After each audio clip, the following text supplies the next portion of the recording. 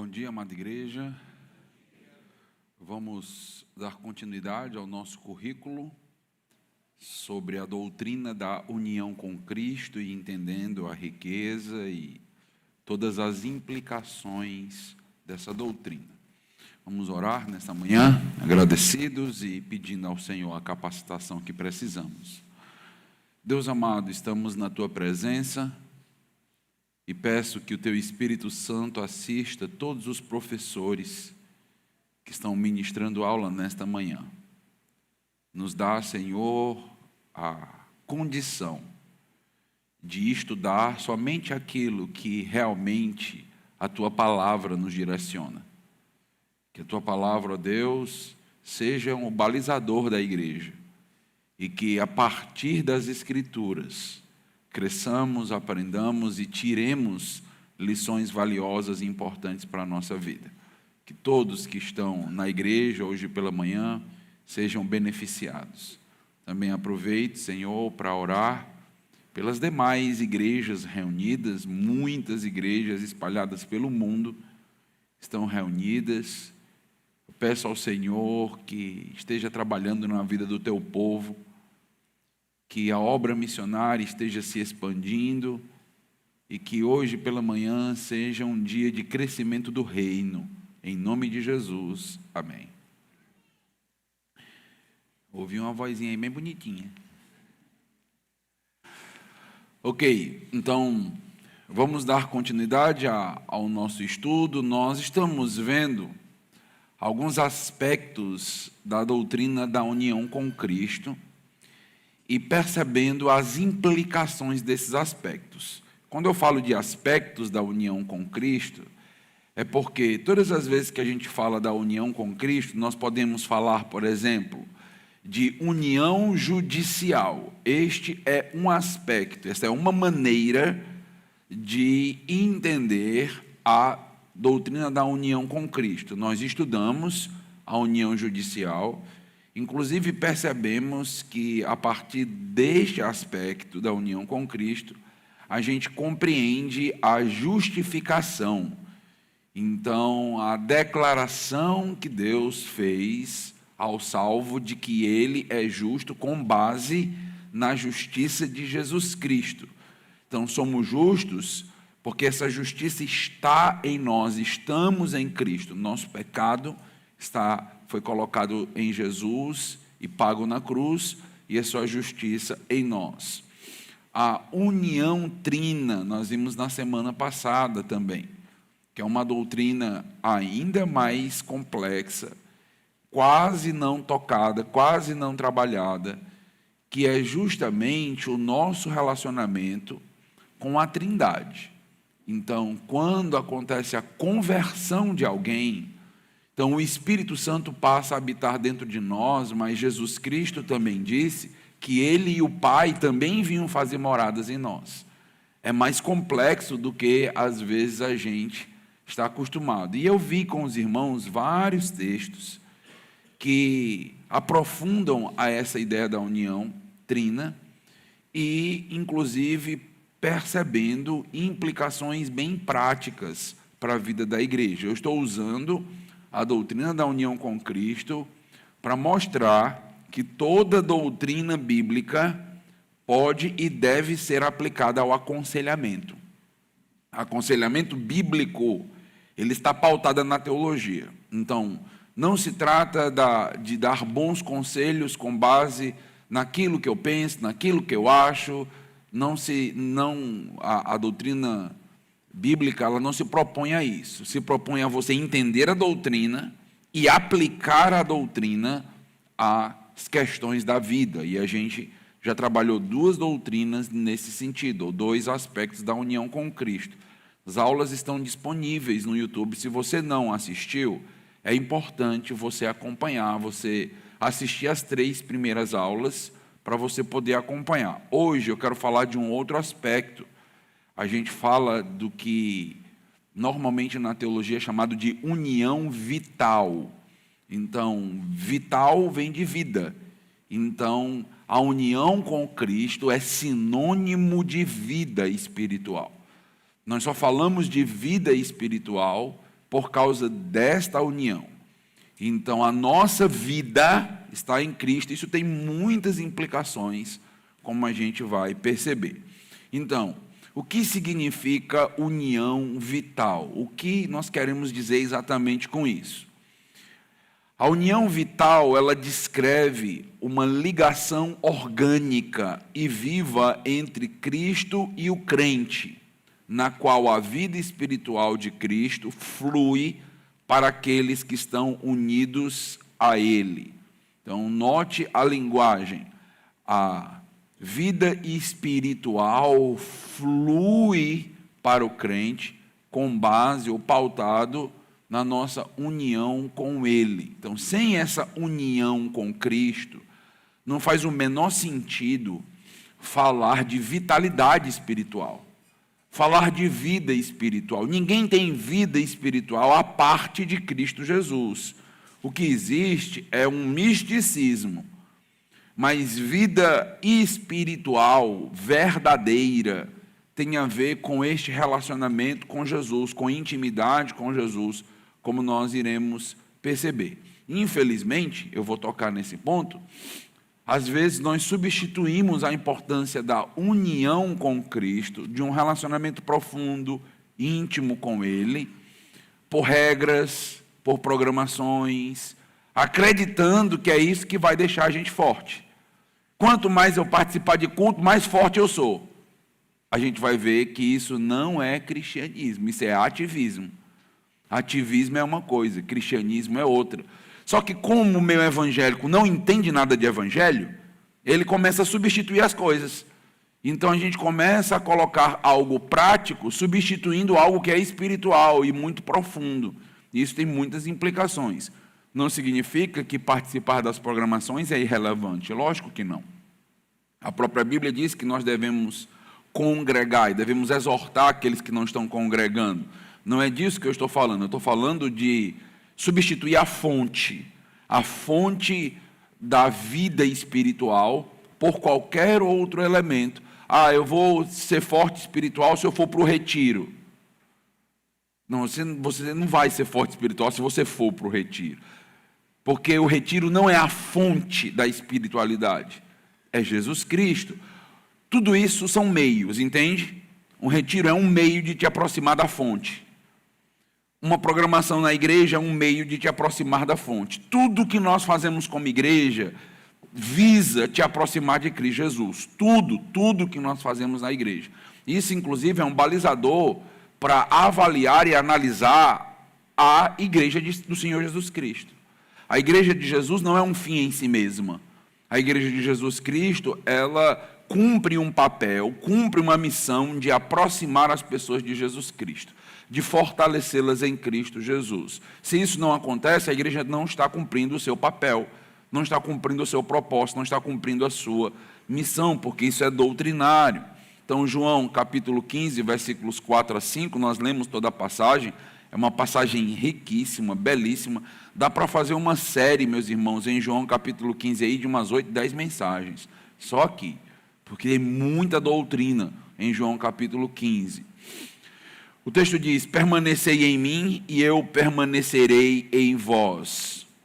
Como não pode o ramo produzir fruto de si mesmo? Ouviram isso? Como não pode o ramo produzir fruto de si mesmo, quem são os ramos? Nós ou Jesus? Nós somos os ramos. Nós não produzimos fruto sozinhos, por nós mesmos. Se não permanecer na videira, alguém só frutifica por causa da videira. Basta você arrancar um galho de uma árvore e deixar um tempo longe ali da matriz, que você vai perceber que não vai mais frutificar. Por quê? Porque não está no galho. O poder está na árvore, está nas raízes, está na seiva, está em tudo que alimenta aquele galho. E o texto nos diz: se não permanecer na videira, assim nem vós o podeis dar, se não permanecer em mim. Eu sou a videira, vós os ramos. Quando diz eu sou a videira, está falando de quem? Do pastor da igreja. Eu sou a videira, vós os ramos. Se vocês não estiverem comigo, vocês não dão frutos. É isso? Pois é, não é. É Jesus. É Jesus. É Jesus que faz um pastor frutificar, é Jesus que faz um membro frutificar, é nele que nós frutificamos e não simples e meramente numa membresia, numa liderança, num pastorado de quem quer que seja, no homem mais ungido que possa existir na face da terra. Ele não pode te dar um grão de espiritualidade. Tudo é Jesus. Aqui Jesus apresenta uma dependência de vida. Não apenas uma dependência de orientação. Isso aqui é muito importante. A ideia não é apenas que nós vamos aprender como Jesus a respeito de como viver. A ideia, meus irmãos, é que Jesus não comunica apenas ética, direções, mas o que Jesus nos comunica é vida. Então, em Jesus, nós temos vida espiritual. A vida cristã não é apenas viver para Cristo, como um propósito. A vida cristã é viver na vida, é viver em Cristo. Isto é vida cristã. Então, viver na vida de Cristo, permitir que a vida de Cristo nos inunde, permitir que este relacionamento com Cristo molde meu caráter, minha identidade, meus relacionamentos, molde o que eu penso, meus afetos. Isso é o verdadeiro cristianismo. Então, a imagem da videira, ela nos ensina 3 coisas bem importantes sobre a união com Cristo. Primeiro, nos ensina sobre a origem da vida espiritual.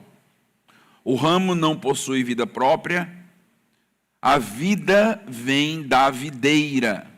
Da mesma forma, ninguém não produz vida espiritual por si mesmo. A vida espiritual vem de Cristo. Por mais que você se esforce, por mais que alguém possa desejar cumprir promessas e fazer um monte de coisa desse tipo, a Bíblia nos diz que a origem da vida espiritual está em Jesus. É nele. É Ele quem nos concede essa vida espiritual. E isso vai ecoar 2 textos. Vamos abrir em João, capítulo 1, versículo 12 e 13, um texto, acredito que conhecido dos irmãos. Evangelho de João, capítulo 1.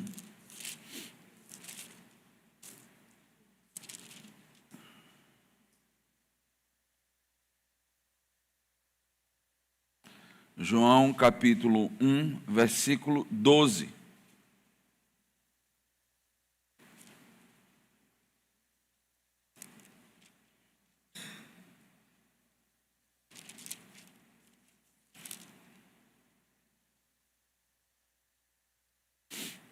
Diz assim: mas a todos quantos o receberam, deu-lhes o poder de serem filhos de Deus. Estão percebendo que é uma concessão? Deu-lhes, recebemos, é uma oferta, a saber, aos que creem no seu nome. Agora, olha o versículo de número 13. Os quais não nasceram no sangue, nós não herdamos vida nova, porque eu nasci na família de um crente. Porque eu faço parte da família de líderes da igreja, crentes sérios há muitos anos, logo eu também sou crente, logo eu também tenho vida espiritual. Isso está certo? Isso está equivocado, isso é um erro. O texto nos diz que este novo nascimento, este ser recebido por Deus, não depende de nascer do sangue, nem da vontade da carne, nem da vontade do homem, mas de Deus. Não depende de um nascimento ou uma relação consanguínea, não depende do homem querer. Agora o homem quer ser um filho de Deus, ele quer ter vida espiritual, não depende dele, não depende da vontade da carne, não depende da vontade do homem, não depende do nascimento dele, depende de Deus. Depende de Deus. É um nascimento espiritual, é o que o texto está nos dizendo. Então, nesse sentido, meus irmãos, nós temos certas doutrinas na igreja, dentro de um cristianismo bíblico e saudável, que essas doutrinas elas nos colocam no nosso devido lugar. Então, nós gostamos muito de ouvir que depende de nós. Porque se depende de mim, então está nas minhas mãos conseguir. É esforço, é dedicação, são boas obras, é religiosidade. Se depende de mim, então basta eu ir para a igreja o ano inteiro. Pronto, depende de mim. Aí a gente começa a pensar em um monte de coisa. E o texto simplesmente diz, não depende de você. Depende de você receber de Deus. É presente do Senhor. É dom de Deus.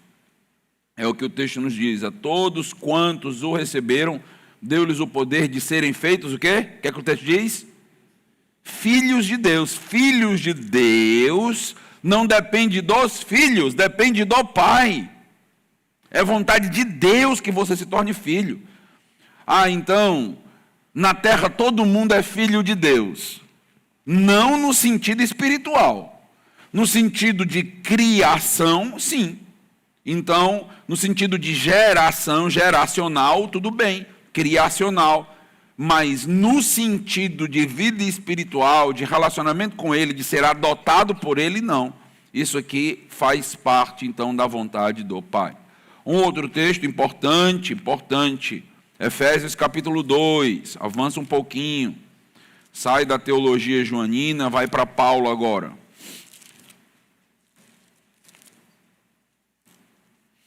Efésios capítulo de número 2, acredito que é um outro texto também, bem conhecido dos irmãos, muito valioso. Efésios capítulo de número 2, versículos de 1 a 5. Veja como é que começa esse texto. Ele lhes deu o quê? Vida. Ele lhes deu vida. Nós estamos falando de união vital. Então a vida é dada. Ele lhes deu vida quando vocês estavam o quê? Mortos em suas transgressões e pecados. Ou seja, nós recebemos vida porque nós não tínhamos como ter vida espiritual, porque as nossas transgressões e os nossos pecados causam uma separação entre nós e Deus. O texto nos diz que vós estavam mortos nos vossos delitos e pecados. Meus irmãos, o propósito da lei, ensinada pelo apóstolo Paulo, não é salvar. Isso é importantíssimo aqui nessa discussão da união vital. Porque, às vezes, a gente pode pensar que Deus deu uma lei e que se eu seguir aquela lei, então eu vou ter vida. Não, a lei nunca teve o propósito de gerar vida em ninguém. Esse não é o propósito da lei. A lei, ela sempre teve um propósito de levar as pessoas a Cristo. Isso é o livro de Gálatas. A lei serviu de aio. O que é que a lei faz? A lei aponta e mostra os nossos delitos e pecados. A lei nos mata, é o que Paulo vai dizer em Romanos. Eu conheço os meus pecados, eu olho para a lei de Deus, que expressa o caráter santo dele, e percebo, eu não consigo cumprir. Ou seja, eu estou condenado, eu estou separado, eu estou morto espiritualmente. Então, nenhum morto pode decidir simplesmente acordar amanhã no túmulo e dizer, eu acordei hoje, o sol está tão forte, e eu decido viver. Vou dar um passeio lá no shopping. Não, ele está morto. Ele não tem essa opção. Nesse sentido, se Deus não nos comunicar vida, nós não vamos nos aproximar dele. Nós estamos separados. Lembra que a palavra morte significa separados, afastados. Nós não amamos a Deus, nós não queremos a Deus. Romanos 3 vai dizer, não há quem busque a Deus, nós não buscamos. Isso é ilusório. A não ser que Deus esteja trabalhando no nosso coração com sua providência, nós não vamos buscar a Deus porque nós não queremos Deus. Nós queremos tudo e qualquer coisa, menos Deus. Estamos mortos. E olha o que o texto nos diz, versículo 2. Nos quais vocês andaram noutro tempo, segundo o curso deste mundo. Quem guiava a nossa vida? Segundo o príncipe da potestade do ar. Quem é? Jesus? Quem é? É o cão. É Satanás mesmo. Ele estava dizendo, vocês andavam segundo a vontade da própria carne, segundo a vontade do próprio pensamento, segundo a cartilha do diabo, porque vocês estavam mortos em delitos e pecados. Poucos textos são mais confrontativos do que este. Poucos textos incomodam mais descrentes do que esse. Porque esse texto mostra um senso enorme de dependência, esvazia a autonomia, nos mostra que nós andamos de acordo com a nossa própria vontade e pensamento. Então, quando você conversa com alguém que ainda não reconheceu os seus pecados, não aceitou a Jesus Cristo, essa pessoa tem algum norteador da sua vida, algum guia, ela vive. E se ela vive baseada em quê? Nas próprias ideias, nos próprios pensamentos, nos próprios projetos, nos próprios sonhos, tentando encontrar felicidade nas próprias realizações. Então, é o que o texto está dizendo, vivendo nos próprios desejos e pensamentos, e Satanás se aproveita disso para nos afastar cada vez mais de Deus, é o que o texto está nos dizendo.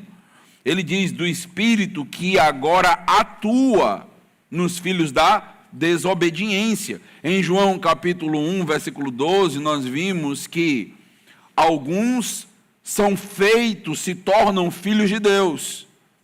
E se eles não são filhos de Deus, pastor, eles são filhos do quê? Está aqui, filhos da desobediência. Então, estão andando de acordo com os próprios pensamentos, numa revolta contra Deus, como se dissessem, eu não preciso conhecer a vontade de Deus, eu não quero andar na vontade de Deus, ou a vontade de Deus não é melhor para mim do que a minha própria vontade, e isso é rebeldia. Isso é desobediência contra Deus. Por isso que o texto diz, filhos da desobediência, mortos. Aí o versículo 3, entre eles, nós todos andamos no passado. E isso aqui é um ponto muito importante para colocar o crente no seu devido lugar. Para que o crente não comece a se achar superior àqueles que são descrentes, porque todos nós um dia já fomos filhos da desobediência, andando segundo a nossa própria carne, nossos próprios pensamentos. Todos que estão aqui, sem exceção, até os ungidos, sem exceção, já andaram segundo a cartilha do diabo. Todos que estão aqui nasceram mortos em seus próprios delitos e pecados. Todos. O nosso berço é bonito, florzinha. Já viu como o quarto de criança é lindo? É lindo. A gente não cria um sepulcro, né? É algo bem bonito, né? Mas já nasceu morta. E espiritualmente já nasceu morta. Já está lá. Aí vai devagarinho, entendendo, compreendendo cada vez mais a palavra de Deus e se tornando rebelde agora por própria vontade, desejo e pensamentos. À medida que desobedece de uma maneira ostensiva, objetiva, direta contra Deus. Então o texto nos diz que, versículo 3, entre eles também todos nós andamos no passado, segundo as inclinações da nossa carne, fazendo o quê? Fazendo a vontade da carne e dos pensamentos.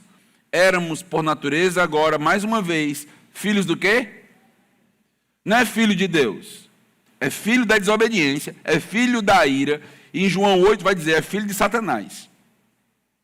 É forte, mas é a Bíblia, é a Bíblia.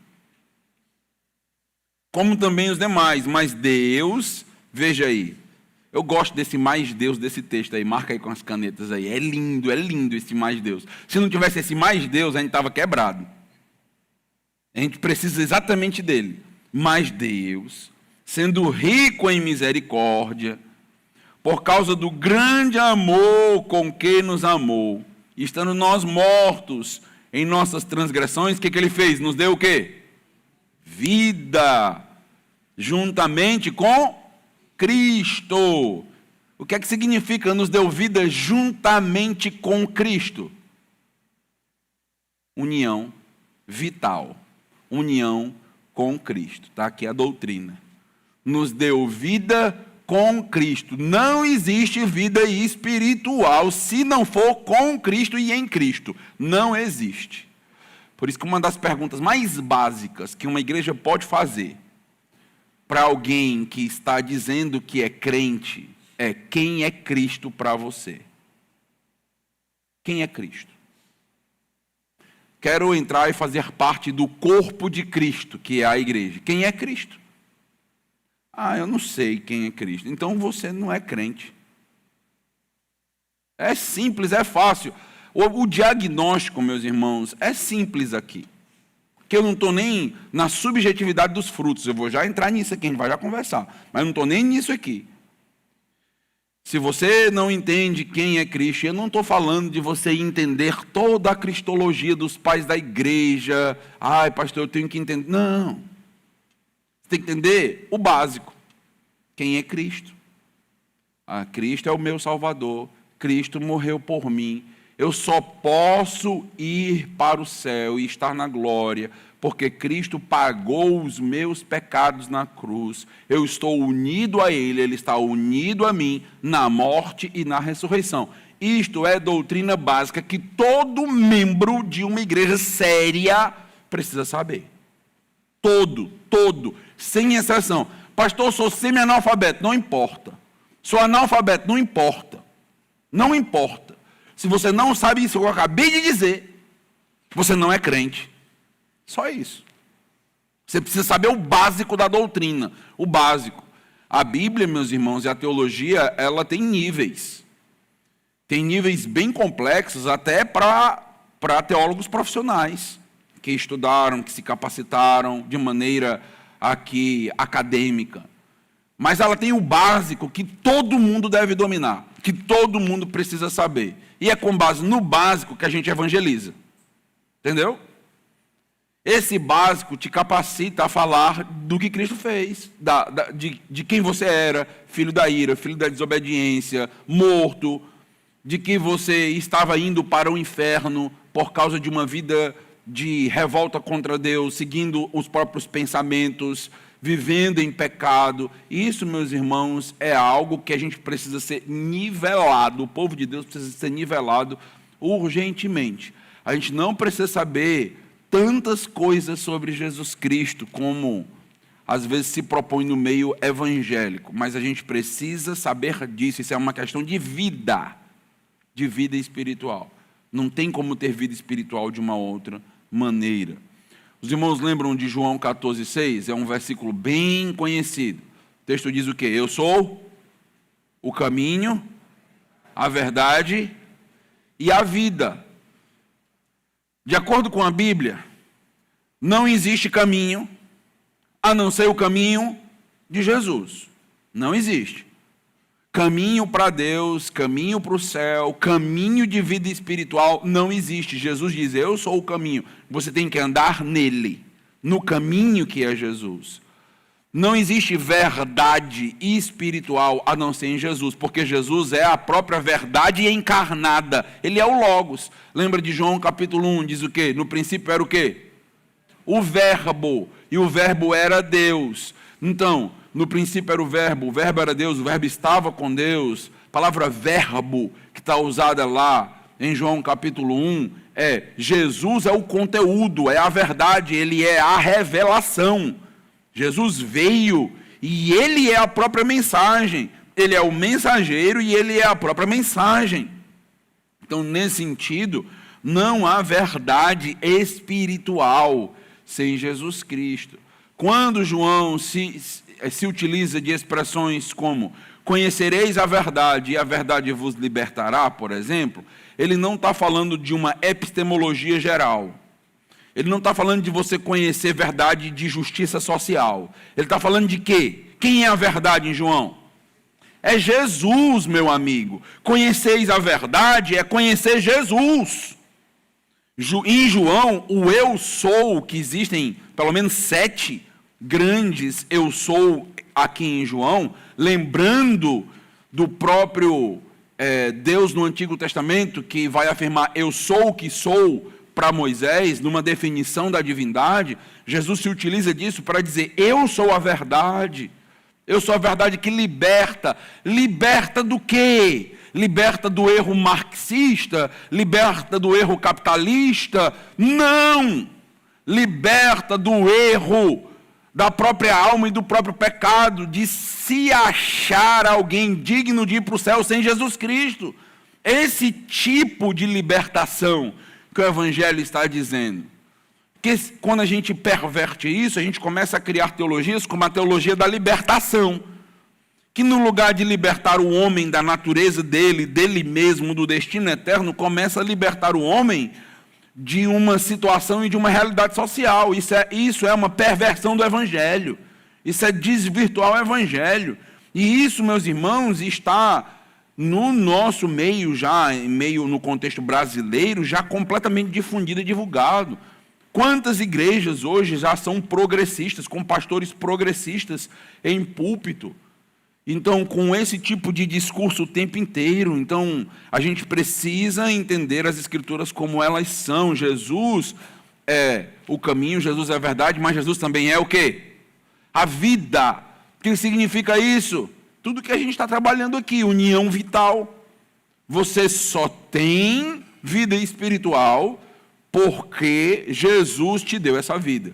Porque você está vinculado a Ele. Jesus não é um detalhe da igreja. A igreja tem tanta coisa legal, tem comunhão, tem programação de jovens, de adolescentes, retiros. Onde é que fica Jesus? Jesus é o detalhe. Só não é uma igreja, é um clube, é qualquer outra coisa. É uma escola, é um shopping, é qualquer coisa, é um teatro. Só não é igreja. Nenhuma igreja pode considerar Jesus detalhe. Jesus não é detalhe, Jesus é o centro de tudo. Só existe vida por causa de Jesus. Só existe adoração por causa de Jesus. Tudo, meus irmãos, está centrado em Jesus. Então, o que nós fazemos de bom, se é que a gente consegue fazer alguma coisa de bom nessa vida, é nos aproximar de Jesus, aproximar outras pessoas de Jesus, adorar Jesus. Tudo está voltado para Jesus. Então, uma igreja que tem todo tipo de ensinamento, mas não ensina sobre Jesus, te aproximar de Jesus, te aconselhar com base em Jesus, fazer programação com base em Jesus, está toda errada. Está toda errada. Ela pode até fazer um bem social a curto prazo, médio prazo, mas a nossa proposta não é essa. A nossa proposta é espiritual. E vida espiritual só tem em Jesus. Segundo elemento é a dependência contínua. O ramo recebe vida apenas uma vez. Ele depende constantemente da videira. Você não é salvo todo domingo. Concorda? Você não nasce de novo, você não é regenerado todo domingo. Às vezes algumas pessoas se confundem, né? Em cultos em que há muito apelo, aí o pastor pode dizer, olha, quem quer entregar a vida a Jesus Cristo? Levanta a mão ou vem aqui à frente. Aí a pessoa levanta a mão e vem na frente. Aí no próximo culto, o pastor diz, olha, quem quer entregar a vida a Cristo? Levanta a mão ou vem aqui à frente. Aí a mesma pessoa faz o quê? Ela levanta a mão e vem à frente. Ela não está entendendo. Então, ela se converteu no primeiro culto ou no segundo? Não sei. Mas ela não se converteu 2 vezes. Ela se converteu uma vez. Ela pode até ter levantado a mão na segunda vez por não entender bem ainda o que aconteceu. Ou levantou a mão na segunda vez porque agora realmente entendeu, não tinha compreendido exatamente. Mas a vida nova em Cristo Jesus, ela só começa uma vez. Então, nós somos convertidos uma única vez. Jesus usa o verbo meno, que é o verbo permanecer. E ele repete isso em João capítulo 15. Permanecer em mim, permanecer em mim, permanecer em mim. Isso mostra que a vida cristã não é apenas uma decisão passada. Eu me converti há 10 anos atrás. Você permanece em Cristo? Meus irmãos, permanecer em Cristo é a grande evidência de que nós somos crentes. Existem algumas evidências da vida em nós. Uma delas é que nós permanecemos em Cristo. Não basta começar bem. Tem que ir até o fim. O verdadeiro crente, ele permanece. E ele vai até o fim. Ele permanece. Ele permanece em Cristo. Porque se ele não permanece em Cristo, se você tira o galho da árvore, o que acontece com o galho? Ele morre. Ele já estava morto antes. E ele simplesmente evidencia morte. Então, nesse sentido, meus irmãos, permanecer em Cristo é uma questão vital. Então, cuidado para não viver apenas com os pensamentos bons e grandiosos da tua conversão. Daquele tempo em que você se converteu, ali é que era bom. Permanece? Como é que está aí a vida? Então, às vezes eu vejo isso acontecer e é um risco. Eu tenho 20 anos de crente, 30 anos de crente. É como se agora eu não tivesse mais que ter aquele mesmo entusiasmo e frutificar como Cristo. É fato que existe um entusiasmo diferente da conversão. Isso é fato. Ele é diferenciado. Contudo, você precisa permanecer dando frutos. A gente vai ver isso, vou mencionar. Você precisa permanecer. Eu cansei de ser crente, pastor. Eu estou na igreja há 20 anos, cansei de ser crente. Cansei de servir. Cansei de trabalhar. Cansei de vir para a igreja todo domingo. Foi. Vamos arrancar esse galho? Posso jogar fora? Não serve mais? Tu não é mais crente, não? Não tem isso, meus amados irmãos. Não tem isso. Sim, eu posso, em algum momento, por situações, ocasiões, problemas de saúde, várias outras coisas, a gente diminui o ritmo da vida cristã. Isso acontece com todos nós. Outra coisa é simplesmente morrer. Morreu. Cadê fulano? Fulano está morto. Está morto.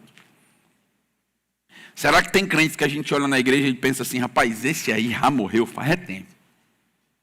Está morto. Não faz nada, não frutifica nada, tem nada, está morto.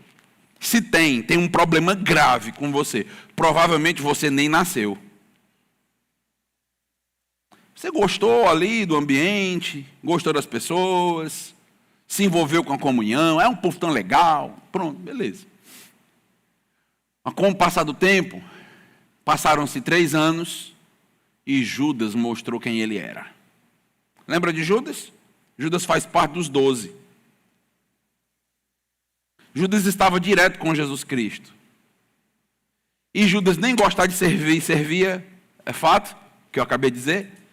Judas servia, Judas era o tesoureiro do grupo. Servia diretamente, tinha função, tinha cargo, tinha ministério. Era ungido. Isso era Judas. Judas não permaneceu. Não basta estar próximo de Jesus, precisa estar em Jesus. Estão entendendo isso aqui? Não basta estar próximo. Não. Isso é a grande confusão. Nós precisamos nascer de novo. E a evidência disso é que a gente permanece. Permaneça. Pastor, se eu não permanecer, eu perco a salvação? Não. Se você não permanecer, você mostra que nunca esteve. Você só estava próximo. Tem muita gente que está próximo de igreja, está dentro de membresia da igreja, mas não é crente. Isso é bíblico. Judas fala sobre isso na última carta, antes de Apocalipse. Muita gente dentro da igreja, mas que não está em Cristo Jesus. Está na membresia, estar na membresia não é estar em Cristo. Entende a diferença? Ou não tem diferença? Enorme. Enorme. Uma é organizacional, a outra é orgânica. Estar em Jesus é estar no corpo espiritual. E estar na igreja é organizacional, é institucional. São duas coisas completamente diferentes. E a gente precisa entender isso. Precisa pensar, refletir sobre o que a gente está ouvindo aqui. Então, isso mostra que a vida cristã não é apenas uma experiência isolada, mas uma dependência contínua de Cristo. Sem Cristo não há fruto, o texto vai deixar isso muito claro. Sem Cristo não haverá crescimento, não há vida espiritual. Então preste bem atenção, é uma vida oca, é uma vida vazia, não há fruto, não há desenvolvimento, não há crescimento, não há amadurecimento. Então a pessoa está na igreja anos, não amadurece, não cresce, escuta o verdadeiro evangelho, escuta a verdadeira doutrina, não cresce, não amadurece. Por quê? O que é que está acontecendo? Tem alguma coisa errada e a gente precisa pensar. Não há vida espiritual, está sempre esgotada espiritualmente. Lógico, vai estar esgotada espiritualmente porque não é habitada pelo Espírito Santo. Não nasceu de novo, não tem vigor espiritual, Então Jesus afirma claramente em João capítulo 15, versículo 5. Esse é um dos versículos para marcar aí com caneta de 3 cores. Sem mim, vocês podem realizar tudo.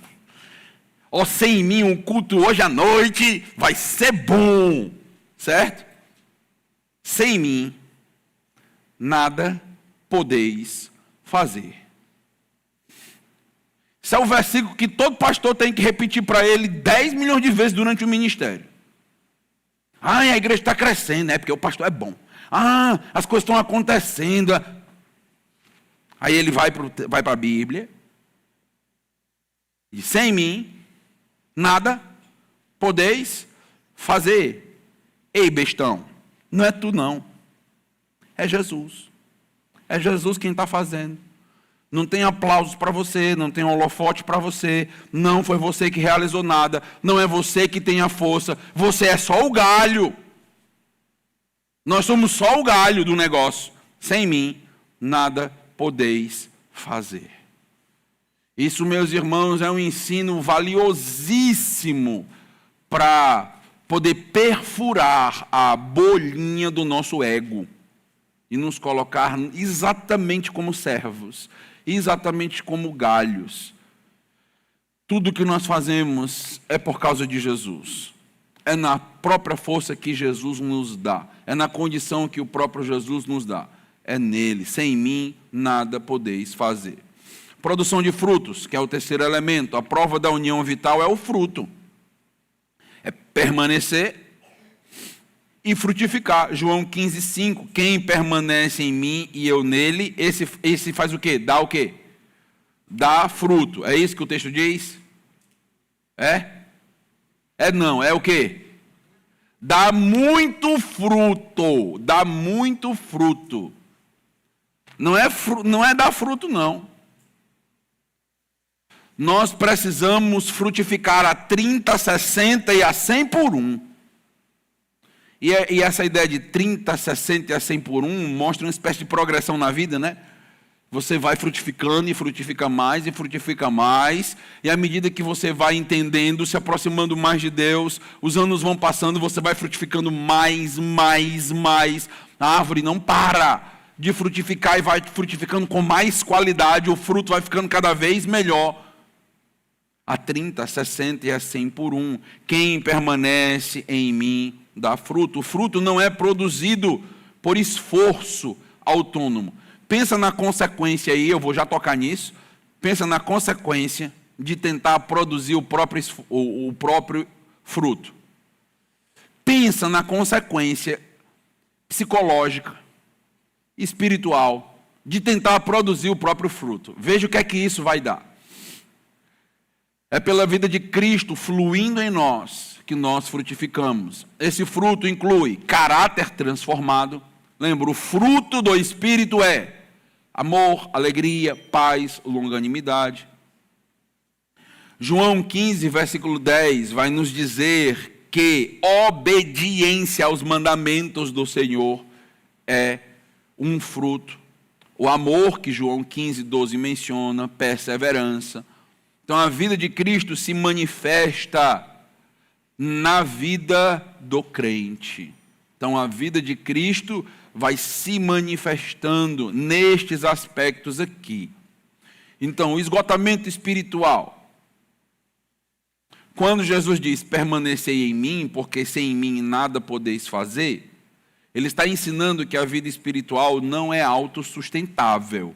Não somos nós mesmos que mantemos a nossa espiritualidade sempre num nível bom. O esgotamento espiritual não é simplesmente falta de disciplina, que é importante, importantíssimo. A pessoa está esgotada espiritualmente, fraca espiritualmente. Aí a gente diz, é porque não tem disciplina espiritual. Hábitos, certo.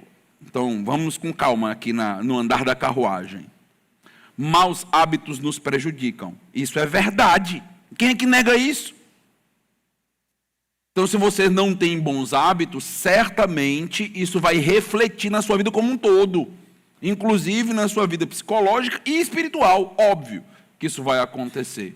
Mas esgotamento espiritual não se resolve apenas corrigindo hábitos, porque é espiritual. Se vida espiritual não se conquista por obras, nível espiritual se mantém por obras? Não. Falta de conhecimento.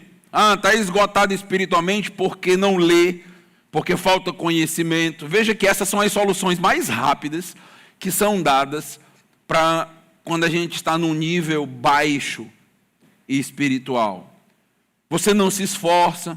Muitas vezes é um problema de desconexão com a fonte da vida. Esse é um dos maiores problemas que nós temos em relação ao esgotamento. Desconexão com a fonte. Quem é a fonte?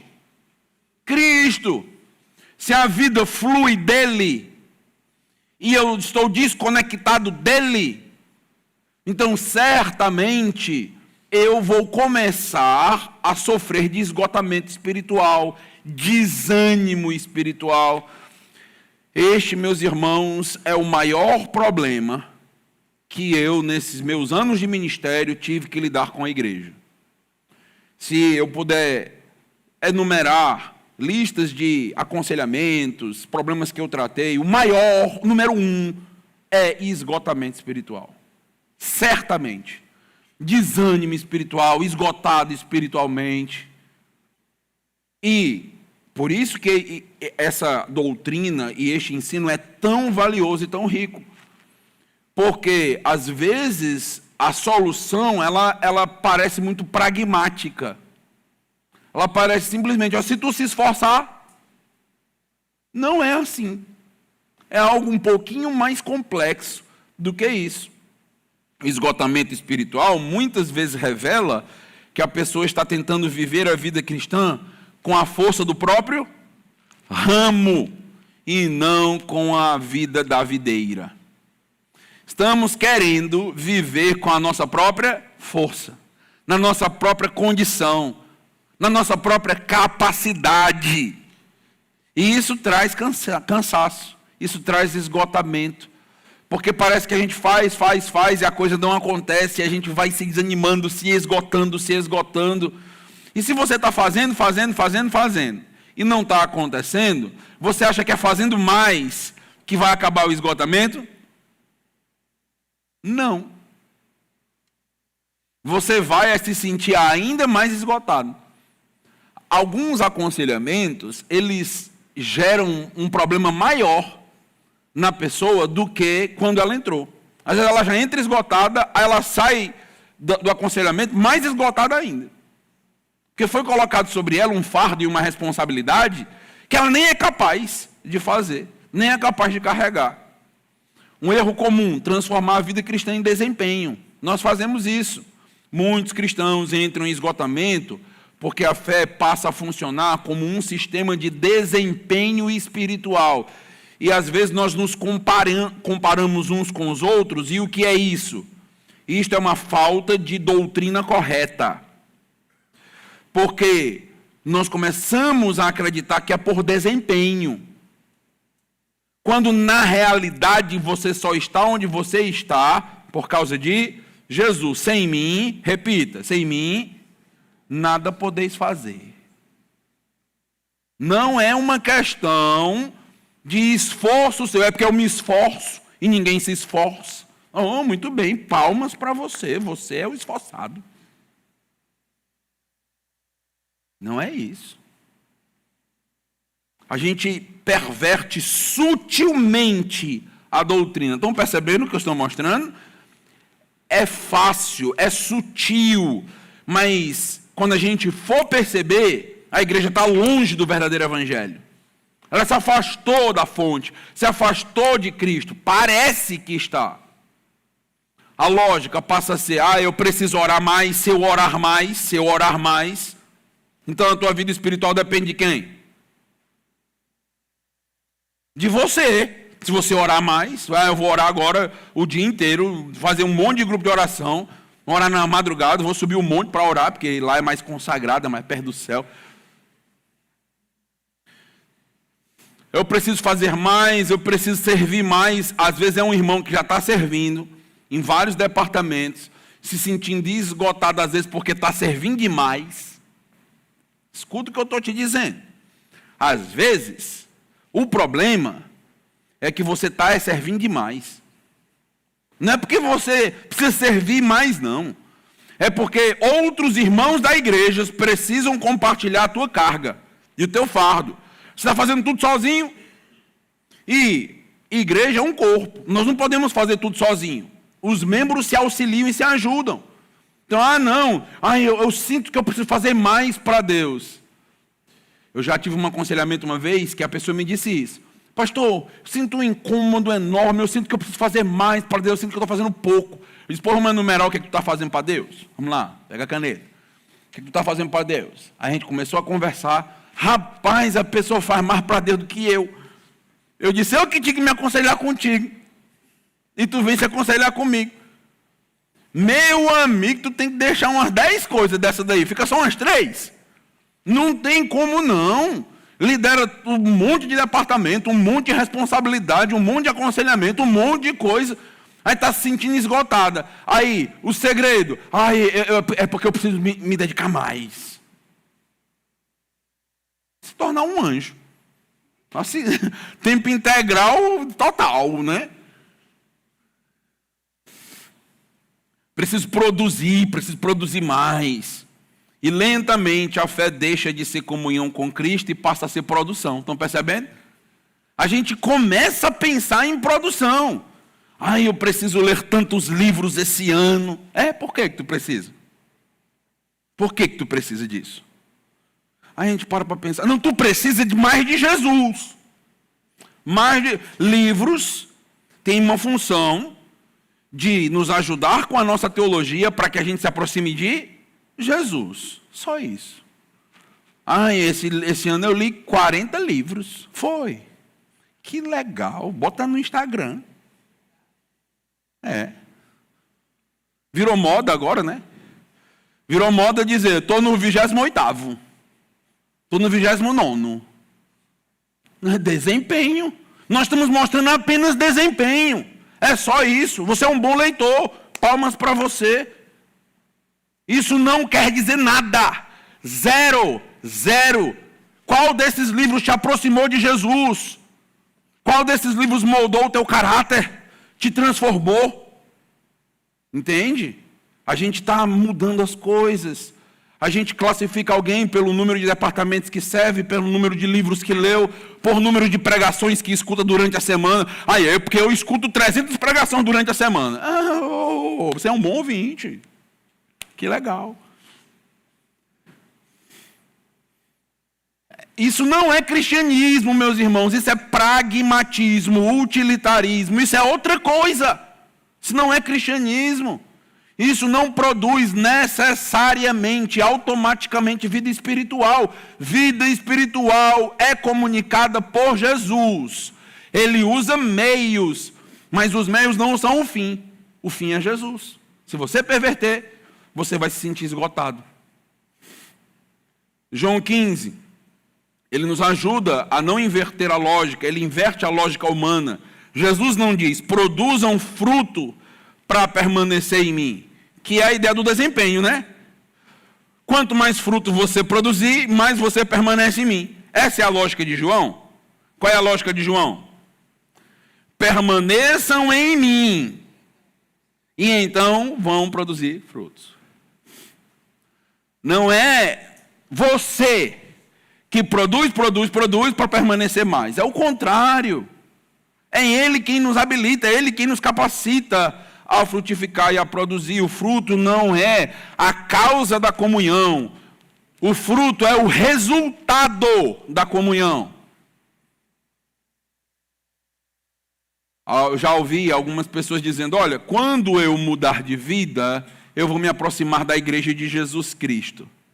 É a lógica do desempenho.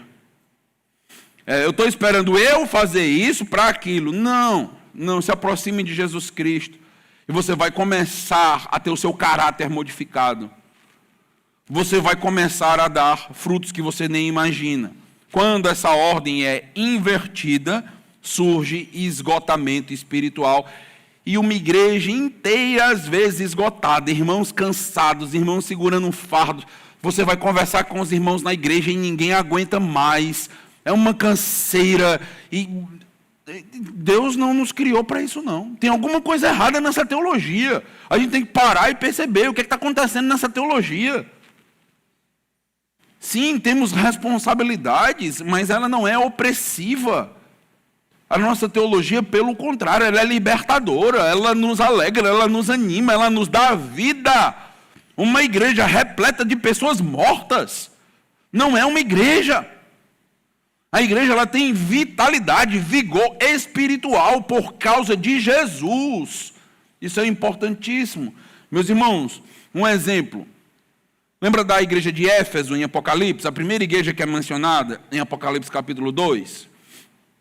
Depois você lê com calma, eu já expus essa mensagem aqui, essa passagem. Não existe nenhuma igreja mais ativista do que a igreja de Éfeso. Pode ler lá. Veja o que ela faz. Veja as obras dela. Jesus, inclusive, elogia. Faz muita coisa. Qual o problema da igreja de Éfeso? Perdeu o quê? O primeiro amor. Quem é o primeiro amor? Jesus. Se afastou de Jesus. Se afastou da fonte. Estava fazendo tudo. Mas abandonou o primeiro amor. E Jesus Cristo diz, se vocês não voltarem e se arrependerem, eu vou remover o candeeiro de vocês. Vocês vão deixar de ser igreja.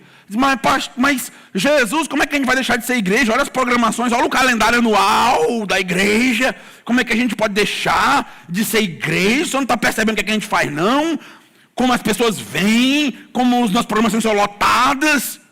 Jesus diz, eu vou remover o candeeiro de vocês. Vocês vão deixar de ser igreja, vocês perderam o propósito. Vocês não estão entendendo. Não é simplesmente trabalhar, servir, não é simplesmente ser pragmático, ser ativista, ter teologia do desempenho. Não é isso. É vida em Cristo, com Cristo, recebendo dele capacidade, alegria para permanecer e frutificar na medida certa em abundância. É isso. Como eu mencionei para vocês, é sutil e é fácil perverter isso. É fácil escutar uma pregação pervertida e nem perceber. É fácil. Se você não tem a teologia verdadeira como uma base, um cânon para você comparar os demais, então você escuta uma pregação de performance, uma pregação de disciplinas espirituais de desempenho, e você diz, é isso. Está faltando isso, está faltando decorar mais versículo. É porque eu decorei só 12. Se eu decorar 24, esse ano rola.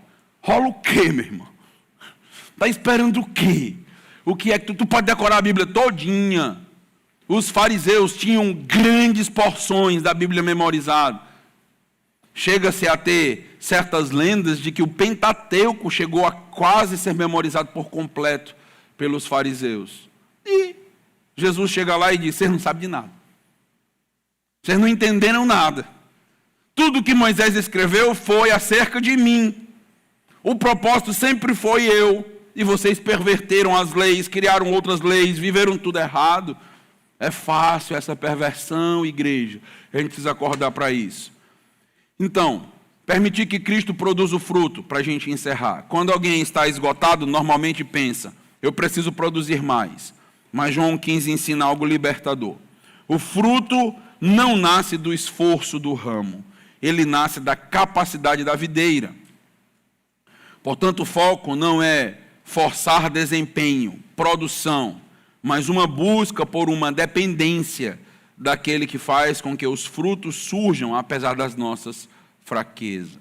Fraqueza não é fracasso, é convite para maior desempenho, para maior dependência, melhor dizendo. Se você está esgotado, então não pense que a solução é desempenho. Eu vou trabalhar isso na próxima aula, como a gente reverter um pouco o quadro a partir da união com Cristo, o quadro do esgotamento espiritual, para a gente entrar ao próximo aspecto da união, mas reflita sobre isso essa semana.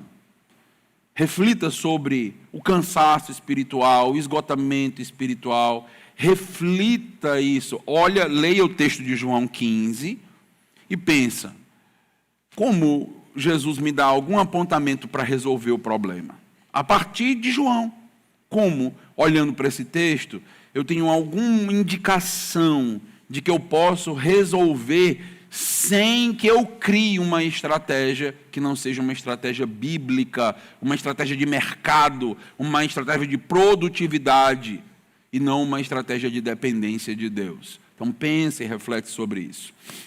Vou abrir para os irmãos, se você tiver alguma pergunta sobre o que nós tivemos falando, ou alguma contribuição, pode ficar à vontade. Irmão Antonioni tem um microfone aí. Alguém? Levanta a tua mão. Aqui, o Renan.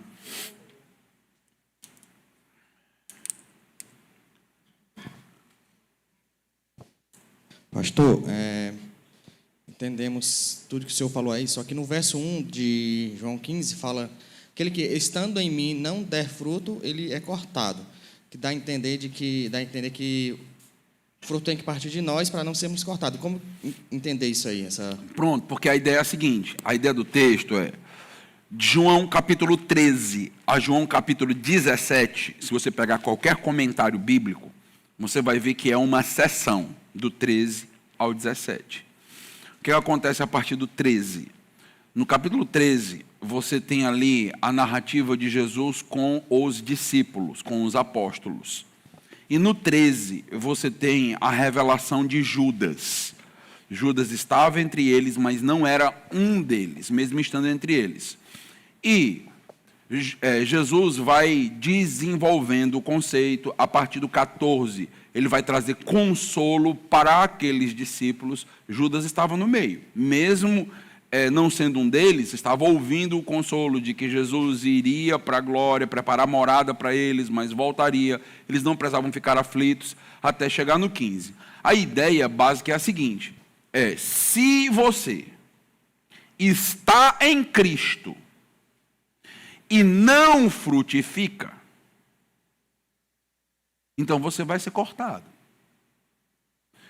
O estar em Cristo aqui, ele pode ter dois aspectos.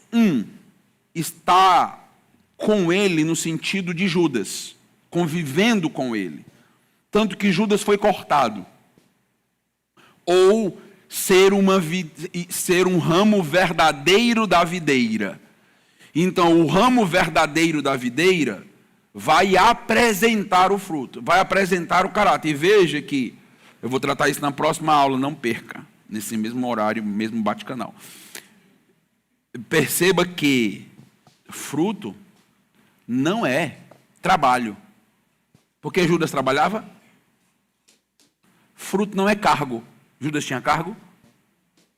Não é disso que nós estamos falando ali. Não é disso que ele está falando quando ele diz: quem permanece em mim dar frutos. Tem outras coisas envolvidas e mais ricas do que simplesmente ir para a igreja, desempenhar, fazer algumas coisas. É mais rico. Então a ideia que ele está dizendo é: se você não permanece, é porque você não é um dos meus. É a linguagem para Judas. Você não é um dos meus. Judas vai ser identificado justamente por isso. Então a sessão de 13 a 17 vai mostrar exatamente isso. Vai mostrar quem é dele, que realmente está vinculado a ele, e quem não é. O que não é, não permanece. O que não é, não frutifica. Em outras palavras, isso está materializado em João na pessoa de Judas. Não frutifica e não permanece. Entendeu? Mais alguém? Irmã Raquel?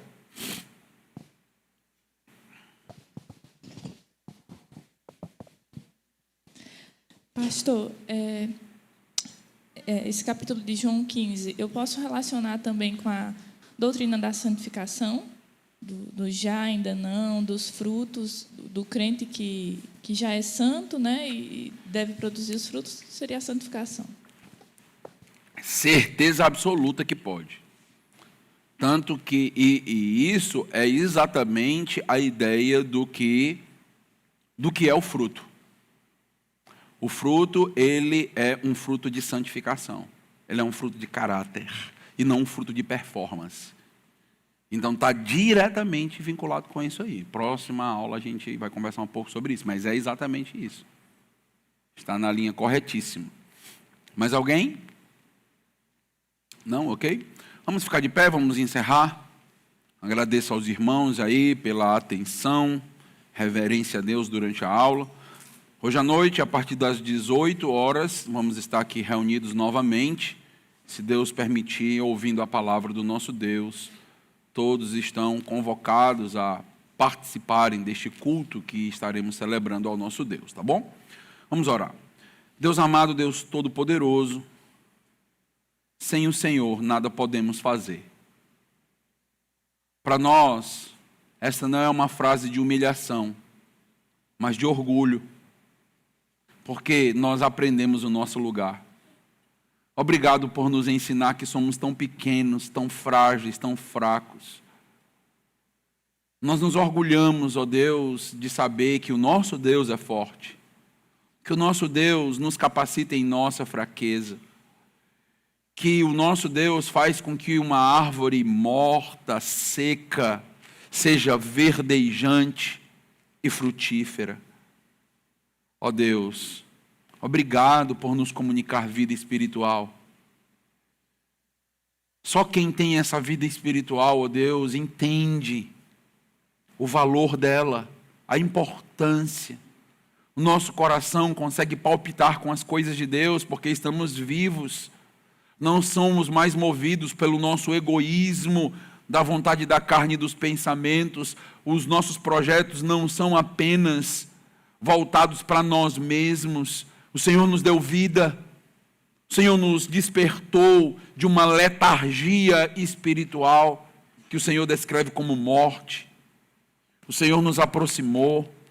Estávamos separados de Ti.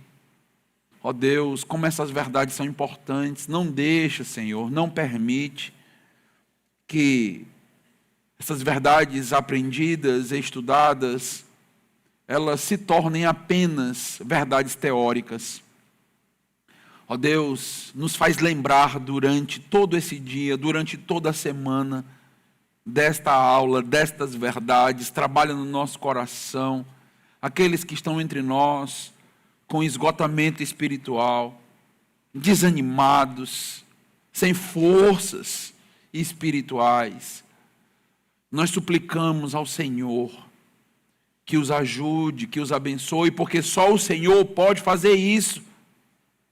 Só o Senhor pode voltar, ó Deus, a fazer o coração de um crente palpitar pelas coisas espirituais. Isso é uma obra miraculosa, é uma obra dos céus, como acontece com a conversão. Ó Deus, converte aqueles que estão no nosso meio e ainda não tomaram uma decisão genuína, não se arrependeram dos seus pecados, não receberam vida espiritual de Cristo Jesus. Nós vimos hoje que não se trata de nascer numa família cristã, não se trata da vontade da carne, dos nossos desejos, se trata de um dom, de uma concessão. Converte, Senhor, nossos amigos, nossos familiares, pessoas que nos escutam. E, ó Deus, te pedimos que nós, que estamos na árvore, que já percebemos a nossa pequenez, a nossa fragilidade, a nossa impotência para produzir qualquer coisa espiritual, que essa percepção, que esse entendimento produza uma igreja humilde, que sejamos humildes, que tenhamos teologia profunda, bela, consagrada, mas que acompanhado com isso, haja, ó Deus, uma humildade santa, por entender que não se trata de estratégias e de técnicas, se trata do Senhor frutificando e produzindo em nós e através de nós. Obrigado, ó Deus, pela tua igreja nesta manhã reunida e te suplicamos pelo tempo que teremos durante a tarde e hoje à noite no teu culto. Em nome de Jesus, amém.